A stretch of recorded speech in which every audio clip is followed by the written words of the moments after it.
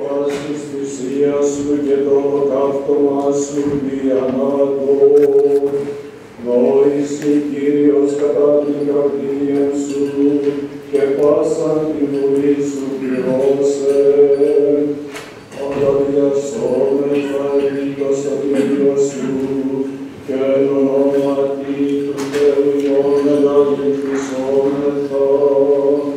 Πληρώσε Κύριος πάντα τα αιτήματά σου, μνημαίνω ότι έσωσε Κύριος τον Χριστόν αυτού.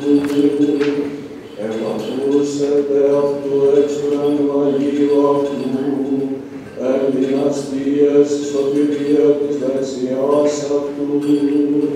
Των καρπών αυτών της γης απολύεις και το σπέρμα αυτών υπολοιών ανθρώπων. But I, like a deaf man, do not hear. I am like a mute who does not open his mouth.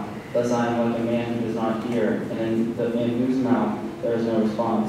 For in you, O Lord, is my hope.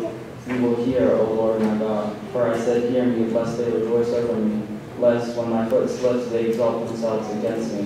For I am deeply ready to fall, and my sorrow is continually before me. For I will declare my iniquity. I will be in anguish over my sin, but my enemies are vigorous and they are strong. And those who hate me wrongfully have multiplied. Those also who render evil for good, they are my adversaries because I follow what is good.